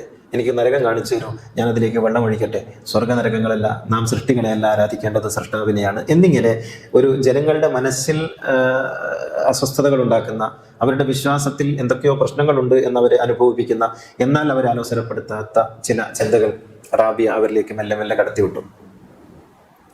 അപ്പോഴും അത് ഉൾക്കൊള്ളാൻ ആളുകൾക്ക് പ്രയാസമാണെങ്കിലും റാബിയ എന്ന് പറയുന്ന ജ്ഞാന സൂര്യന്റെ ഒരു പ്രഭാവത്തിൽ നിന്ന് ആർക്കും മാറിയേക്കാൻ സാധിച്ചിരുന്നില്ല. റാബിയ പറയുന്നതൊന്നും ശരിയല്ല എന്ന അഭിപ്രായമുള്ള ആളുകളൊന്നും ഉണ്ടായിരുന്നു പണ്ഡിതന്മാരുടെ കൂട്ടത്തിൽ. പക്ഷേ റാബിയ എന്ന് പറയുന്ന വ്യക്തിയെ അവഗണിക്കാൻ അവർക്ക് സാധിച്ചിരുന്നില്ല. ഇങ്ങനെയാണ് ഇസ്ലാമിന്റെ ആദ്യകാലത്ത് സൂഫിസം സമൂഹത്തിന്റെ ഇടയിലേക്ക് മെല്ലെ അരിച്ചിറങ്ങിയത്. അപ്പൊ അവിടെ നമുക്ക് കാണാൻ കഴിയുന്ന ഒരു രസകരമായ സംഭവം എന്തെന്ന് ചോദിച്ചാൽ, ഒരേ സമയത്ത് ശരീഅത്തും സൂഫിസവും കൊണ്ടുപോകാൻ അന്നത്തെ ആളുകൾക്ക് സാധിച്ചിരുന്നു എന്നുള്ളതാണ്. റാബിയക്ക് അല്ല ഞാൻ പറയുന്നത്, അന്നത്തെ ആളുകൾക്ക് റാബിയുടെ സദസ്സിൽ വന്നിരുന്ന് ഇഷ്കിന്റെയും പ്രണയത്തിന്റെയും പിന്നെ ദൈവസ്നേഹത്തിന്റെയും ഒക്കെ പാഠങ്ങൾ റാബിയിൽ നിന്ന് കേൾക്കാനും അതേ സമയത്ത് ശരീഅത്ത് അതിന്റെ കാർക്കശ്യത്തോടെ കൊണ്ടുപോകാനും സാധിച്ച ഒരു കാലഘട്ടം കൂടിയായിരുന്നത്. അതുകൊണ്ട് തന്നെ അവിടെ ഒരു പരസ്പരം പ്രശ്നം ഉണ്ടായിരുന്നില്ല. ശരീഅത്തും സൂഫിസവും തമ്മിൽ സംഘർഷം ഉണ്ടായിരുന്നില്ല. സംഘർഷം ഇല്ലാതെ കൊണ്ടുപോകാൻ ഇവർക്ക് കഴിഞ്ഞു എന്ന് മാത്രമല്ല, സുഫിയാൻ സൗരി എന്ന് പറയുന്ന സൂഫി ഗുരു ഒരു മദ്ഹബിന്റെ ഇമാമും കൂടിയാണ്. ഇത് മറ്റൊരു തമാശയും കൂടിയാണ്. മദ്ഹബിന്റെ ഇമാമാണ് സൗരി എന്ന് പറയുന്ന മദ്ഹബിന്റെ ഇമാമാണ് സൂഫിസത്തിന്റെ ഗുരുവായിരുന്നത്. അപ്പോൾ ഒരേ സമയത്ത് ശരീഅത്തും അതേ സമയത്ത് സൂഫിസവും കൊണ്ടുപോകാൻ അവർക്ക് സമഞ്ജസമായിട്ട് അതിനെ കൊണ്ടുപോകാൻ, രസകരമായിട്ട് കൊണ്ടുപോകാൻ അവർക്ക് സാധിച്ചിരുന്നു എന്ന്. ഇന്നത് സാധിക്കാത്തത് സൂഫിസം മനസ്സിലാകാത്തതോ ശരീഅത്ത് മനസ്സിലാകാത്തതോ ആയ ആളുകളാണ് ഇത് കൊണ്ടു നടക്കുന്നത് എന്നുള്ളതാണ്. അപ്പോ പിന്നെ അങ്ങനെ സൂഫിസത്തിന്റെ ആ ആദ്യകാലത്തിൽ നിന്ന് രണ്ടാം തലമുറയിലേക്ക് നീങ്ങുന്ന ഘട്ടത്തിൽ ചില പ്രശ്നങ്ങളുണ്ടായി. അത് എല്ലാറ്റിനും സംഭവിക്കുന്ന സ്വാഭാവികമായ പ്രശ്നം. ഒന്നാം തലമുറയിൽ നിന്ന് രണ്ടാം തലമുറയിലേക്ക് വരുമ്പോഴുണ്ടാകുന്ന ഒരു പ്രശ്നം. അപ്പൊ ഈ രണ്ടാം തലമുറയിലേക്ക് മാറുമ്പോഴുണ്ടായ ഒരു സംഗതി എന്തെന്ന് ചോദിച്ചാൽ, ഏത് ധാരയാണ് കൂടുതൽ ശരി എന്ന ചർച്ചയുണ്ടായി. അത് റാബിയയുടെ വഴിയാണോ, ഹസൻ ബസരിയുടെ വഴിയാണോ, സുഫിയാൻ സൗരിയുടെ വഴിയാണോ, കൈസിന്റെ വഴിയാണോ? ഇത് ഒരു ചർച്ചയായി മാറി. എന്ന് വെച്ചാൽ പിന്നെ അന്നേ വരെ ഉണ്ടായിരുന്ന തസവുഫിന്റെ വിശുദ്ധിക്ക് കളങ്കമേൽക്കാൻ തുടങ്ങി. ഹസൻ ബസരിയും റാബിയും തമ്മിലൊരു പ്രശ്നം ഉണ്ടായിരുന്നില്ല. ഹസൻ ബസരി റാബിയുടെ ശിഷ്യത്വം സ്വീകരിച്ച് അവിടെ ഇരിക്കുമ്പോഴും റാബിയെ ഒരിക്കലും നിലത്തിരിക്കാൻ സമ്മതിക്കാതെ തന്നോട് ചേർത്തിരുത്തി ആ മഹാനായ പണ്ഡിതനെ ആദരിച്ചിരുന്നു. ഇങ്ങനെ അവർ പരസ്പരം ഒന്നിച്ച് മുന്നോട്ട് പോവുകയും ഗുരുശിഷ്യ പാരസ്പര്യത്തോടുകൂടി പരസ്പരം ആദരവോടുകൂടി കാണുകയും ചെയ്ത ആളുകൾ. പക്ഷെ ഇവർ മരിച്ചതിന് ശേഷം ഇവരുടെ ശിഷ്യന്മാർ റാബിയുടെ വഴിയും ഹസൻ ബസരിയുടെ വഴിയുമായി രണ്ട് വഴികൾ രൂപപ്പെട്ടു. ഈ രണ്ട് വഴികളിൽ ഏത് വഴിയാണ് ശരി എന്ന് തർക്കിക്കാൻ തുടങ്ങി. അങ്ങനെ തർക്കിച്ചിട്ട് അവർ അത് എസ്റ്റാബ്ലിഷ് ചെയ്തു തുടങ്ങി. അങ്ങനെ രണ്ട് തരീക്കത്തുകൾ ഉണ്ടായി. അവിടെ തരീക്കത്ത് ഇന്ന് കാണുന്ന തരീക്കത്ത് പോലെ രൂപപ്പെട്ടിട്ടില്ലെങ്കിലും രണ്ട് ധാരകൾ, പരസ്പരം തർക്കിക്കുന്ന രണ്ട് ധാരകൾ ഉണ്ടായി തീർന്നു. ആ ധാരകൾ അപ്പോൾ ഈ ധാരകൾ ഉണ്ടായിത്തീരുമ്പോൾ, രണ്ട് വഴികൾ ഉണ്ടായിത്തീരുമ്പോൾ ഈ ഇതാണ് ശരി എന്ന് സമർത്ഥിക്കാൻ വേണ്ടി അതിൻ്റെതായ ചില ലോജിക്കുകളൊക്കെ അവരുണ്ടാക്കി വെക്കും. അങ്ങനെ ഉണ്ടാക്കി വെച്ചു. ആ ഒരു സമയത്ത് പിന്നെ ധാരാളം സൂഫി ജ്ഞാനികൾ ആ കാലഘട്ടത്തിൽ പിന്നീട് അടുത്ത ഘട്ടങ്ങളിലൊക്കെ ഉദയം ചെയ്തു. അതിൽ പിന്നെ ദുന്നൂനുൽ മിസ്രി, ജുനൈദുൽ ബഗ്ദാദി, മൻസൂറുൽ ഹല്ലാജ്, പിന്നെ ഇങ്ങനെ തുടങ്ങിയ ധാരാളം ആളുകൾ ആ കാലഘട്ടത്തിൽ രൂപപ്പെട്ടു വന്നു. ഇവരൊക്കെയും ജ്ഞാനത്തിന്റെ ഉന്നതമായ തലങ്ങൾ, ഇർഫാൻ, മഅരിഫത്ത് എന്ന് പറയുന്ന അതിന്റെ ഉന്നതമായ തലങ്ങളിലെത്തിയ ആളുകളായിരുന്നു. അവിടെ എത്തുമ്പോഴേക്കും നമുക്ക് കാണാൻ കഴിയുന്നത് ശരീഅത്തും തസവുഫും രണ്ട് വഴികളിലേക്ക് മാറി, രണ്ട് മതങ്ങളായി തീർന്നു. ശരീഅത്ത് ഒരു മതവും തസവുഫ് മറ്റൊരു മതവുമായി തീർന്നു. അപ്പൊ തസവുഫിന്റെ ആളുകൾ ഒരിക്കലും ശരീഅത്തിനെ അംഗീകരിക്കാത്തവരും ശരീഅത്തിനെ അംഗീകരിക്കുന്നവർ തസവുഫിനെ അംഗീകരിക്കാത്തവരുമാണ് എന്ന് മാത്രമല്ല, തസവുഫിന്റെ അഹ്ലുകാരൊക്കെയും കാഫിര്യങ്ങളാണെന്നും മുർത്തദാണെന്നും സിദ്ദീഖാണെന്നും ഇസ്ലാമിൽ നിന്ന് പുറത്തുപോയവരാണെന്നും ശരീഅത്തിന്റെ ആളുകൾ ഫത്വ നൽകാൻ തുടങ്ങി. അതുകൊണ്ട് തന്നെ ഒരു അബ്ബാസി ഭരണത്തിന്റെ ഒരു മധ്യകാലത്തൊക്കെ എത്തുമ്പോഴേക്കും നമുക്ക് കാണാൻ കഴിയുന്നത് സൂഫികളെ കണ്ടെടുത്ത് വെച്ച് കൊല്ലുക എന്നുള്ള ഒരു വിധി തന്നെ രൂപപ്പെട്ടു വന്നു. സൂഫികൾ മിക്കവാറും ജയിലിലാണ്, അല്ലെങ്കിൽ ആരും കാണാത്ത മലമ്പ്രദേശങ്ങളിലാണ്. അപ്പോൾ ഇവിടെ ഒരു വൈരുദ്ധ്യം സംഭവിക്കുന്നത്, ഞാൻ ആദ്യം പറഞ്ഞു, ആദ്യകാലക്കാർ എന്തിനാണ് മല കയറിയത്? അത് അവർ സ്വയം തീരുമാനിച്ചതിന്റെ അടിസ്ഥാനത്തിൽ ഇവിടെ നിൽക്കാൻ കഴിയാത്തതുകൊണ്ടാണ്. രണ്ടാമത്തെ മലകയറ്റം എന്തിനാണെന്ന് ചോദിച്ചാൽ അവരെ കണ്ടാൽ കൊന്നുകളയണമെന്ന ശരീഅത്തിന്റെ ഉത്തരവുള്ളത് കൊണ്ടായിരുന്നു. അങ്ങനെയാണ് അവർ മല കയറി പല ഭാഗങ്ങളിലേക്കും പോകേണ്ടി വരുന്നത്. അപ്പോൾ അവിടെ പിന്നെ ശരീഅത്തിന്റെ വഴിക്കും തസവുഫിന്റെ വഴിക്കും പോവുക എന്നതായിരുന്നില്ല. തസവുഫിനെ എതിർത്ത് തോൽപ്പിക്കേണ്ടത് തങ്ങളുടെ ബാധ്യതയാണ് എന്ന് ശരീഅത്തിന്റെ ആളുകൾ ഉറച്ചു വിശ്വസിച്ചിരുന്നു എന്നുള്ളതാണ്. അങ്ങനെ ധാരാളം പുസ്തകങ്ങളുണ്ടായി. തസവുഫ് തെറ്റാണെന്നും തസവുഫ് ഇസ്ലാമിക വിരുദ്ധമാണെന്നും അവരൊക്കെ കാഫിര്യങ്ങളാണെന്നും ഉള്ള പിന്നെ വിധികളുണ്ടായി. ഇവിടെ ഇതിന് ആക്കം കൂട്ടുന്ന ചില സംഗതികളുണ്ടായി. അതെന്താണെന്ന് ചോദിച്ചാൽ, ഈ തസവുഫിന്റെ ആളുകൾ ജ്ഞാനികളാണ് പൊതുവെ. ഈ ജ്ഞാനികൾ ജ്ഞാനപരമായി ഫിലോസഫി സംസാരിക്കും. ഈ ഫിലോസഫി സംസാരിക്കുന്ന കൂട്ടത്തിൽ എന്ത് സംഭവിച്ചു എന്ന് ചോദിച്ചാൽ, ഈ ഗ്രീക്ക് ഫിലോസഫി, അതുപോലെ പിന്നെ മറ്റ് ലോകത്തുള്ള മറ്റ് ഫിലോസഫികൾ, ഇപ്പൊ ചൈനീസ് ഫിലോസഫി പോലുള്ള ഫിലോസഫിയൊക്കെ പഠിക്കുകയും അത് ഇതിനോട് ചേർത്ത് പറയുകയും ചെയ്യുന്ന രീതി ഉണ്ടായി. ഉദാഹരണത്തിന് പിന്നെ സമയത്തിന്റെ ആപേക്ഷികത, ഇത് പിന്നെ സമയവും കാലവും തമ്മിലുള്ള ബന്ധവും പിന്നെ ബന്ധമില്ലായ്മയും, അതുപോലെ പിന്നെ ദൈവത്തിന്റെ അസ്തിത്വം, ഇങ്ങനെയുള്ള കാര്യങ്ങളെക്കുറിച്ച് സോക്രട്ടീസ് പറഞ്ഞത് ഇസ്ലാമിക് ഫിലോസഫി ആയിട്ട് ഇവർ അവതരിപ്പിച്ചു. ഇസ്ലാമിക് ഫിലോസഫി ആയിട്ട് അവതരിപ്പിച്ചതല്ല, അവരത് പറയുന്ന കൂട്ടത്തിൽ പറഞ്ഞപ്പോൾ കേൾക്കുന്നവർ ഇത് തമ്മിലുള്ള വ്യത്യാസം മനസ്സിലാക്കാതെ ഒന്നിച്ചു. ഇത് പുറത്തേക്ക് വന്നപ്പോൾ ശരീഅത്തിന്റെ ആളുകൾക്ക് കൂടുതൽ വലിയ ആയുധം കിട്ടി. കണ്ടില്ലേ ഇവരിപ്പോൾ പറയുന്നത് കണ്ടില്ലേ? ഇവർ പറയുന്നത് ഗ്രീക്ക് ഫിലോസഫിയാണ്. ഗ്രീക്ക് ഫിലോസഫി ഇസ്ലാമിക് ഫിലോസഫി എന്ന നിലക്ക് പറയുകയാണ്. അപ്പോൾ ഇവർ ഇസ്ലാമിൽ വെള്ളം ചേർക്കുന്നവരാണ്, അതുകൊണ്ട് ഇവർ വെച്ചേക്കരുത്. വലിയ ആയുധം കിട്ടി. അങ്ങനെ കുറച്ചും കൂടി മുന്നോട്ട് പോയപ്പോൾ ഇപ്പൊ ഗസാലിയുടെ ഒക്കെ കാലഘട്ടത്തിൽ ആയപ്പോൾ ഗസാലിക്ക് ഒരു പുസ്തകമുണ്ട്. ഇപ്പൊ ഇബ്നു റുഷ്ദ് നിങ്ങൾ കേട്ടിട്ടുണ്ടാവും, അവറോസ് എന്ന് പിന്നെ അറിയപ്പെടുന്ന ഇബ്നു റുഷ്ദ് പിന്നെ ഗ്രീക്ക് ഫിലോസഫി ആഴത്തിൽ പഠിച്ച ഒരാളാണ്. അദ്ദേഹം പുസ്തകം എഴുതി, ഫൽസഫ എന്ന് പറഞ്ഞിട്ട് ഒരു പുസ്തകം എഴുതി. ആ ഫൽസഫ എന്ന പുസ്തകത്തിന് ഗസാലി മറുപടി എഴുതി. ഇവര് പിന്നെ ഒരേ കാലക്കാരല്ല കേട്ടോ, അവര് 2 തലമുറകളിൽപ്പെട്ടവരാണ്. ഇദ്ദേഹം മറുപടി എഴുതി തഹാത്തുഫുൽ ഫലാസിഫ, പിന്നെ ഫിലോസഫിയുടെ പൊളിച്ചെഴുത്ത് എന്ന പേരിൽ ഒരു പുസ്തകം എഴുതി. അതിന് ഇബ്നു റുഷ്ദിന്റെ ഒരു ശിഷ്യൻ മറുപടി എഴുതി തഹാഫുത്തിൽ ഫൽസഫ, ഫിലോസഫിയുടെ പൊളിച്ചെഴുത്തിനെതിരെയുള്ള പൊളിച്ചെഴുത്ത് എന്ന് പറഞ്ഞിട്ട് പുസ്തകം എഴുതി. അതിന് ഗസാലി മറുപടി എഴുതി. ഇങ്ങനെ ഫിലോസഫിയെ പൊളിച്ചെഴുത്തുമായിട്ട് കുറെ കാലം ഇങ്ങനെ ചർച്ചകൾ നടന്നു. എന്ന് വെച്ചാൽ പിന്നെ മറ്റ് ഫിലോസഫികൾ ഇസ്ലാമിനകത്തേക്ക് വരികയും ഇസ്ലാമിക് ഫിലോസഫിയും ഈ ഫിലോസഫിയും തമ്മിലുള്ള ഒരു മെർജിങ് സംഭവിക്കുകയും ചെയ്തു. ഇത് ഗുണകരമായ ഒരു വശമാണ് നമ്മൾ ഇന്ന് ചിന്തിക്കുമ്പോൾ.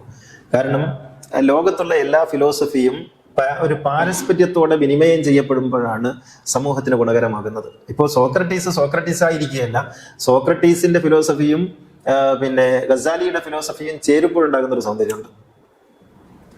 അതുപോലെ പ്ലാറ്റോയുടെയും അരിസ്റ്റോട്ടലിന്റെയും ഫിലോസഫിയും മാർക്സിന്റെ ഫിലോസഫിയും ചേരുമ്പോഴുണ്ടാകുന്ന ഒരു സൗന്ദര്യമുണ്ട്. ഈ ഫിലോസഫികൾ തനത് സ്വഭാവത്തിലിരിക്കുകയല്ല, ഫിലോസഫികൾ തമ്മിൽ ചേരേണ്ടതാണ്. അങ്ങനെ ചേരുമ്പോഴുണ്ടാകുന്ന ഒരു ഉൽപ്പന്നമുണ്ട്. ആ ഉൽപ്പന്നമാണ് യഥാർത്ഥത്തിൽ ഫിലോസഫിയുടെ ഫലം എന്ന് പറയുന്നത്. ഇങ്ങനെ സംഭവിക്കേണ്ടതാണ് യഥാർത്ഥത്തിൽ. അപ്പൊ അതുകൊണ്ട് തന്നെ ഗ്രീക്ക് ഫിലോസഫി ഇസ്ലാമിലേക്ക് കടന്നു വന്നത് എന്തോ ഒരു മഹാദുരന്തമോ തെറ്റോ ഒന്നല്ല. പക്ഷെ അത് ശരീഅത്തുവാദികൾക്ക്, അത് സൂഫികൾക്കെതിരെ എടുത്തുപയോഗിക്കാവുന്ന ഒരു വലിയ ആയുധമായി തീരുകയും അങ്ങനെ സൂഫികൾക്കെതിരെ പിന്നെ നിശ്ചിതമായ ഒരു പ്രചരണം നടക്കുകയും ചെയ്തു. അപ്പോൾ സൂഫിസം ഇസ്ലാമിക വിരുദ്ധമാണ് എന്ന ഒരു തീർപ്പിലെത്തി. ഈ തീർപ്പ് പൂർണ്ണമാകുന്നത് എവിടെയാണെന്ന് ചോദിച്ചാൽ, അതിനിടയിൽ മൻസൂർ ഹല്ലാജ് കൊല്ലപ്പെടുകയൊക്കെ ചെയ്യുന്നുണ്ട്. അത് ചരിത്രം പറയല്ല, ഞാൻ അതിന്റെ ഈ ഒരു വശം മാത്രം പറഞ്ഞു പോവുകയാണ് ചെയ്യുന്നത്. പിന്നീട് പിന്നെ ഇബ്നു തൈമിയ്യയുടെ ഒരു കാലഘട്ടം എത്തിയപ്പോൾ, ഇബ്നു തൈമിയ്യ എന്ന് പറയുന്നത് ഇസ്ലാമിക ദൈവശാസ്ത്രത്തെ കംപ്ലീറ്റ് മെറ്റീരിയലൈസ് ചെയ്തൊരു മനുഷ്യന്റെ പേരാണ്. മെറ്റീരിയലൈസ് ചെയ്ത ആളുടെ പേരാണ് ഇബ്നു തൈമിയ്യ എന്ന് പറയുന്നത്. എന്ന് വെച്ചാൽ ദൈവം ഒരു വസ്തുവാണെന്ന്, ദൈവം ഒരു മെറ്റീരിയൽ പോലെ ഉള്ള ഒരു വസ്തുവാണെന്ന് ഇസ്ലാമിക ദൈവശാസ്ത്രത്തെ ഒരു ഭിന്ന വഴിയിലേക്ക് തിരിച്ചുവിട്ട ഒരു മനുഷ്യൻ ആണ് ഇബ്നു തൈമിയ്യ. അദ്ദേഹത്തിന്റെ ജ്ഞാനപരമായ സംഭാവനകളെ നമ്മൾ മുഖവിലക്കെടുത്തുകൊണ്ട് തന്നെ നമുക്ക് പറയാം, ഒരുപക്ഷെ ഇബ്നു തൈമിയ്യയെ മൈനസ് ചെയ്തിരുന്നെങ്കിൽ ഇസ്ലാമിക ലോകം ഇത്രമേൽ ദരിദ്രമാകുമായിരുന്നില്ല. അത്രമേൽ ഇസ്ലാമിക വിജ്ഞാനത്തെ റീറൂട്ട് ചെയ്യാൻ അദ്ദേഹത്തിന്, അല്ലെങ്കിൽ ഒരു മിസ്ഗൈഡ് ചെയ്യാൻ അദ്ദേഹത്തിന് സാധിച്ചിട്ടുണ്ട് എന്നുള്ളത് നമുക്ക് മനസ്സിലാക്കാൻ കഴിയും. എന്ന് വെച്ചാൽ ഇബ്നു തൈമിയ്യയ്ക്ക് മുമ്പ്, ഇബ്നു തൈമിയ്യയ്ക്ക് ശേഷം എന്ന ഇസ്ലാമിക് ഫിലോസഫിയെ നമുക്ക് നിർവചിക്കാൻ കഴിയും. ഇബ്നു തൈമിയ്യയുടെ മുമ്പുള്ള ഫിലോസഫി നനവാർന്ന ഫിലോസഫി ആയിരുന്നു. ഈ ഏറ്റുമുട്ടലുകളൊക്കെ ഉണ്ടെങ്കിൽ പോലും സൂഫികൾക്ക് അതിൻ്റെ ഒരു സാധ്യത ഉണ്ടായിരുന്നു, പിന്നെ അതിൻ്റെ ഒരു നനവുണ്ടായിരുന്നു, ഇലാഹി പ്രണയത്തിന് അതിൻ്റെതായ ഒരു സാധ്യത ഉണ്ടായിരുന്നു. പക്ഷേ ഇബ്നു തൈമിയ്യ വന്നതോടുകൂടി ഇതിനെ മുഴുവനും ഒരു വരണ്ട പ്രതലമാക്കി മാറ്റുകയും അതിൻ്റെ എല്ലാ, നമ്മൾ ഈ അക്കേഷ്യ മരങ്ങൾ നട്ടതുപോലെ ആ പ്രതലം മുഴുവനും മരുഭൂമിയാക്കി തീർക്കുകയും ചെയ്തു, വരൾച്ചയുള്ളതാക്കി മാറ്റി. അങ്ങനെ ഇബ്നു തൈമിയ്യ ഈ ഇസ്ലാമിക വിജ്ഞാനത്തെ പിന്നെ ഒരു മെറ്റീരിയലൈസ് ചെയ്യുകയും അതിനെ അത്രമേൽ പരുക്കനാക്കി തീർക്കുകയും ചെയ്തു, പാരുഷ്യമുള്ളതാക്കി തീർക്കുകയും ചെയ്തു. ഇബ്നു തൈമിയ്യയുടെ കാലഘട്ടക്കാരൻ തന്നെയാണ് ഗസാലി. നമുക്ക് ഗസാലിയെ അത്രമേൽ പിന്നെ കൊണ്ടാടപ്പെടാത്തതും ഇബ്നു തൈമിയ്യ കൊണ്ടാടപ്പെടുന്നതും ഒക്കെ നമുക്ക് നോക്കിയാൽ അതിന്റെ പിന്നിലുള്ള പൊളിറ്റിക്സ് ഒക്കെ നമുക്ക് മനസ്സിലാക്കാൻ കഴിയും. പിന്നെ നമുക്ക് ഗസാലിയെ കുറിച്ചുള്ള ഏറ്റവും വലിയ വിമർശനം, ഗസാലി താർത്താരികൾക്കെതിരെ ഒരു അക്ഷരം മിണ്ടിയില്ല, എന്നാൽ ഇബ്നു തൈമിയ താർത്താരികൾക്കെതിരെ എഴുതിയിട്ട് ജയിലിൽ പോയി കിടന്നു എന്നുള്ളതാണ്. ഇത് തന്നെയാണ് വ്യത്യാസവും. എന്ന് വെച്ചാൽ ഒരിക്കലും പൊളിറ്റിക്സിന്റെ പിന്നാലെ പോവുകയായിരുന്നില്ല ഗസാലിയുടെ ജോലി. പൊളിറ്റിക്സിന്റെ പിന്നാലെ പോവുകയായിരുന്നു അവിടെ. പിന്നെ ഇബ്നു തൈമിയ താർത്താരികൾക്കെതിരെ അല്ല പറഞ്ഞത്, മറിച്ച് നിലവിലുള്ള രാജാവിന് വേണ്ടിയാണ് പറഞ്ഞത്. ഈ വ്യത്യാസമുണ്ട്. അപ്പൊ എതിരെ എന്ന് പറയുമ്പോഴേ നമുക്ക് അനുഭാവം ഉണ്ടാവുള്ളൂ. നിലവിലുള്ള രാജാവിന് വേണ്ടി പറഞ്ഞപ്പോൾ അത് സ്വാഭാവികമായി താർത്താരികൾക്കെതിരെയായി എന്നുള്ളതാണ്. അപ്പോൾ താർത്താരികൾ ചെയ്ത അക്രമങ്ങളെ ഒക്കെ നമ്മൾ കണക്കാക്കുമ്പോഴും ഈ താർത്താരികൾക്കെതിരെ ശബ്ദിച്ച ഒരാളുടെ പേരാണ് ജലാലുദ്ദീൻ റൂമി. ജലാലുദ്ദീൻ റൂമി ബൽഖ് എന്ന് പറയുന്ന പ്രദേശത്ത് നിന്ന് എങ്ങനെയാണ് കൊനിയയിലെത്തിയത് എന്ന് അന്വേഷിച്ചാൽ മനസ്സിലാവും. ബൽഖ് എന്ന് പറയുന്ന അഫ്ഗാനിസ്ഥാനിൽ, ഇന്നത്തെ അഫ്ഗാനിസ്ഥാനിലെ ബൽഖ് എന്ന പ്രദേശത്ത് ജീവിച്ചയാളാണ് ജലാലുദ്ദീൻ റൂമി. അദ്ദേഹത്തിന്റെ ഉപ്പയോടൊപ്പം നാട് വിട്ടിട്ട് ആദ്യം ഇറാഖിലേക്കും പിന്നീട് അവിടെ നിന്ന് പേർഷ്യയിലേക്കും പിന്നീട് അവിടെ നിന്ന് തുർക്കിയിലേക്കൊക്കെ എത്തിച്ചേരുന്നത് എങ്ങനെയാണെന്ന് ചോദിച്ചാൽ ഇതിനെതിരെ സമരം ചെയ്തുകൊണ്ടാണ്, ഇതിനെതിരെ നിലകൊണ്ടാണ് പോകുന്നത്. അപ്പൊ സൂഫികള് അങ്ങനെ വിട്ടുനിന്നവരൊന്നുമല്ല, ഇതിലൊക്കെ പങ്കാളിത്തം. പക്ഷെ ഒരിക്കലും അവർ ബഹളം ഉണ്ടാക്കിയിരുന്നില്ല. അവര് ഏതെങ്കിലും തരത്തിൽ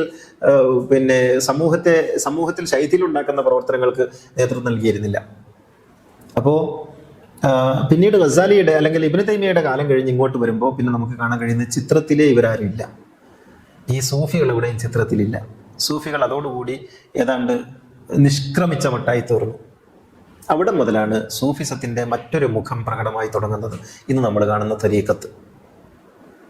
ഗസാലിയുടെ ഉസ്താദാണ് മൊഹീദ്ദീൻ ഷേഖ്. മൊഹീദ്ദീൻ ഷേഖ് ബഗ്ദാദി യൂണിവേഴ്സിറ്റിയിലെ പ്രൊഫസറാണ്. ബഗ്ദാദി യൂണിവേഴ്സിറ്റിയിലെ പ്രൊഫസറായ മൊഹീദ്ദീൻ ഷേഖിന്റെ കീഴിൽ പഠിച്ച ആളാണ് ഗസാലി. അപ്പൊ ഗസാലിയുടെ കാലഘട്ടം, ഇബ്നു തൈമിയയുടെ കാലഘട്ടം കഴിയുമ്പോഴേക്കും പൂർണ്ണമായും തസവ്വുഫ്, ഞാൻ സൂഫിയാണ് എന്നൊരാൾക്ക് പറയാൻ ഭയമായി തുടങ്ങിയ, അല്ലെങ്കിൽ സൂഫിയാണെന്ന് പറയുന്നത് നാണമായി തുടങ്ങിയ, ഞാനൊരു നിരീശ്വരവാദിയാണ് എന്നൊക്കെ പറയുന്നത് പോലുള്ള ഒരു നാണക്കേടിലേക്ക് സൂഫി എന്ന വിലാസം മാറിയപ്പോൾ അതിനെ പ്രതിരോധിക്കുന്നതിന് വേണ്ടിയാണ് തരീഖത്ത് രൂപപ്പെടുന്നത്. ആദ്യമായി രൂപപ്പെട്ട തരീഖത്ത് ഖാദിരിയ തരീഖത്താണ്. എന്ന് വെച്ചാൽ മുഹീദ്ദീൻ ഷേഖിന്റെ പേരുള്ള തരീഖത്ത്. മുഹീദ്ദീൻ ഷേഖ് അബ്ദുൽ ഖാദർ എന്നാണ് അദ്ദേഹത്തിന്റെ പേര്. ഈ അബ്ദുൽ ഖാദർ എന്ന് പറയുന്നത് പേർഷ്യനാണ്, ഇറാനിയാണ്. കീലാനി എന്ന് പറയുന്ന ജീലാൻ എന്ന് പറയുന്ന സ്ഥലത്ത് ജനിച്ചയാളാണ്. മിക്ക സൂഫി ഗുരുക്കന്മാരും പേർഷ്യക്കാരാണ്.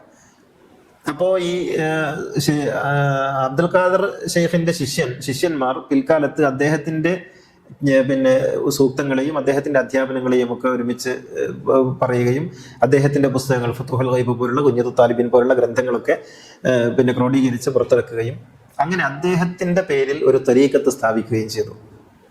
അപ്പൊ സൂഫിസത്തിന്റെ രണ്ട് ഘട്ടങ്ങൾ ഞാൻ പറഞ്ഞു. ഒന്ന് ആദ്യത്തെ ഒന്നാം തലമുറയുടെ ഘട്ടം, രണ്ട് അന്ന് ശരീഅത്തും സൂഫിസവും ഒന്നിച്ചു പോയിരുന്നു. രണ്ട് ശരീഅത്തും സൂഫിസവും രണ്ടായി തീർന്നൊരു ഘട്ടം. മൂന്നാമത്തെ ഇബ്നു തൈമിയയ്ക്ക് ശേഷമുള്ള ഈ തരീഖത്ത് ഘട്ടം.